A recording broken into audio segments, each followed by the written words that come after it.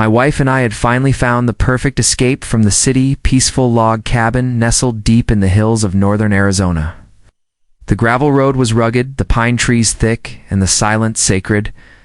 We weren't looking for neighbors, committees, or rule books. It's just nature, solitude, and the chance to breathe freely.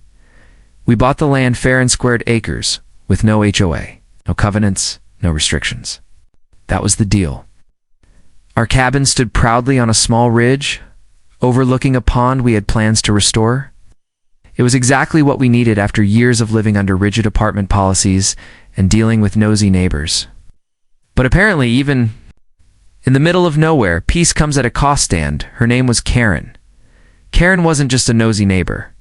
She was the self-proclaimed president of an unofficial wildlands HOA she invented to maintain order in the area. We didn't even know she lived nearby until she flagged us down one morning, waving a clipboard like a badge of authority. "Need to register your lot with the Hillside Community HOA," she said, squinting suspiciously at our cabin. "All properties in this region must comply. We have rules about fencing, landscaping, noise, and especially wood-burning stoves are a fire hazard." My wife, Major Helen Rever, tired U.S. Army officer, simply raised an eyebrow and replied, "We don't belong to any HOA. This land is private, and those rules don't apply to us," Karen huffed, tapping her pen against her notepad. "Well, then I'll have to report this. You're in violation. The HOA requires mandatory registration, and failure to comply may result in legal action." We didn't think much of it. Her demands were laughable at best. That was until 3 days later, when 2 police cruisers showed up at the edge of our property. It was early afternoon. I'd been chopping firewood while Helen was prepping gear for a hike. We weren't worried they weren't speeding in or yelling, but they were clearly here for something official. Karen, of course, was already standing there like she owned the land, arms crossed and grinning smugly. "Officers, this is the couple. They're refusing to join the HOA. You need to issue them a compliance order or trespass warning or something. They're not allowed to just ignore community rules." The younger of the 2 deputies gave Karen a puzzled glance and stepped forward. "Ma'am, can we speak with the property owner?" "That's me," Helen said calmly, stepping toward them in her hiking boots and sunglasses, unbothered by the small crowd. The older officer looked up from a notepad and paused.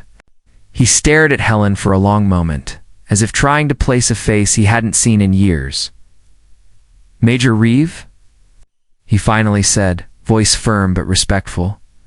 Helen removed her sunglasses. "Oh, Sergeant Holloway? It's been a while." It was as if the air itself shifted. The 2 officers immediately straightened up. The younger one, confused, glanced at his partner. Sergeant Holloway stepped forward and gave a crisp, respectful salute. "Ma'am, I didn't realize this was your property. It's an honor." Len returned the salute casually. "At ease, Sergeant. We're just out here trying to live quietly." But apparently, someone doesn't like that. Karen's mouth dropped open. "Yeah, you know them?" she blurted. But this is a serious community issue. They're refusing to comply." Sergeant Holloway turned to Karen, expression neutral but firm. "This property is outside any HOA jurisdiction. And even if it weren't, that wouldn't make it criminal. Unless you have a court order or a deed restriction, there's nothing for us to enforce." "But she's breaking the rules," Karen protested. "She burned wood in a stove. She hasn't even submitted landscaping plans." "There are standards in this." Community, Helen cut in. "We're not part of your imaginary HOA, Karen. There's no legal basis for what you're doing. And frankly, harassing us could become your legal issue if you keep pushing it." Karen stepped back as if slapped, but her indignation flared. "You don't understand. If we don't maintain uniformity, property values will drop. This whole forest will turn into chaos." Holloway sighed. "Karen, there's no enforcement action we can take. I'd recommend you stop contacting law enforcement over civil matters. And especially, stop trying to enforce non-existent rules on private landowners." "But enough," he said firmly. "You've made your report. Now it's time to leave." Karen sputtered, but eventually turned and stormed off, muttering about lawsuits and her legal team. Once she was gone, Holloway turned back to us. Apologies for the trouble, Major. We've had issues with her before. Tries to scare new property owners into joining her fake HOA. Mostly works on people who don't know their rights. Helen smiled. Slightly. She picked the wrong woman this time. The younger officer finally spoke. Wait, are you that Major Reeve? 3rd Infantry? The Kandahar mission? Helen just nodded. The deputy's jaw slackened slightly. Whoa, respect, ma'am. Couldn't help but smirk. Karen had tried to call the law on us, but she ended up bringing a pair of officers who saw my wife as a national hero. As the patrol car rolled away, Helen turned to me. You know this isn't the last of her, right? I nodded. I've got the trail cams running, and the property lines marked. Let her try again. What Karen didn't realize was that my wife had dealt with war zones.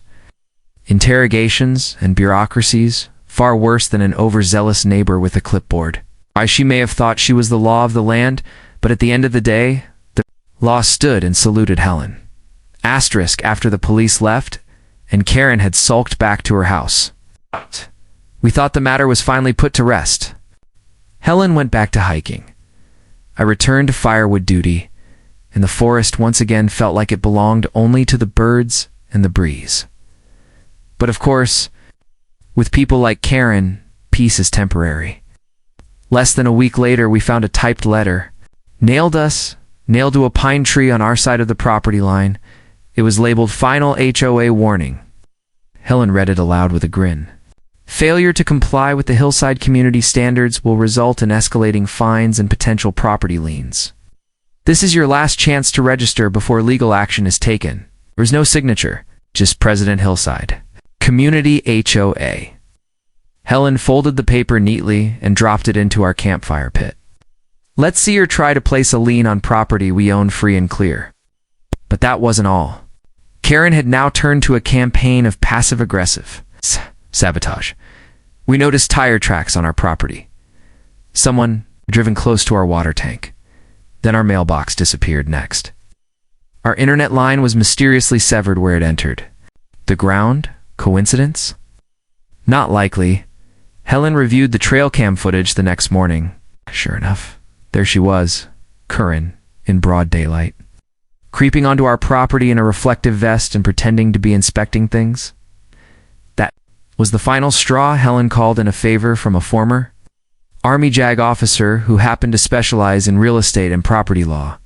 Within a few hours, we had a formal CS desist letter drafted and emailed to Karen, complete with citations of Arizona trespass laws, property interference statutes, and threats of civil and criminal action if she ever stepped foot on our land again.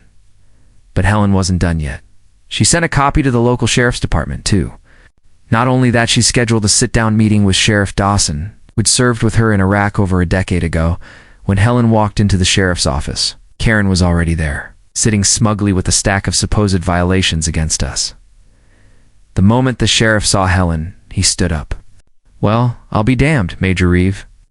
Karen's smile faded. Helen extended her hand calmly. Sheriff. Karen, confused and irritated, broke in. You know her too. Sheriff Dawson ignored her. Have a seat, Major. Let's talk. Helen sat. This woman has been trespassing, destroying property, and trying to force us into a fake HOA that doesn't exist in any legal capacity. Karen's face turned red. Fake. Excuse me. I founded the Hillside Community Preservation Society. We have a charter. Sheriff Dawson raised an eyebrow. Charter or not, unless there's a legally recorded HOA with deed restrictions signed by the property owners, you've got no authority. Can't impose rules or fines, and you sure as hell can't nail notices to someone else's tree. Karen began to argue, but the sheriff cut her off. Miss, you've been warned. One more complaint against you, and I'll have no choice but to file charges. Criminal trespass. It's destruction of private property. Maybe even harassment. Understand? Karen's mouth opened and closed like a fish. But I'm trying to protect this community. This isn't a suburb, Helen added. It's wilderness. You don't need a pool committee or flower box standards out here. What you're doing isn't neighborly, it's delusional. Sheriff Dawson nodded. We're done here. Karen stormed out, furious. That was the last time we saw her in person. A week later, her house went on the market. Word must have spread fast that she'd tangled with the wrong couple, because no one else in the area ever mentioned the HOA again.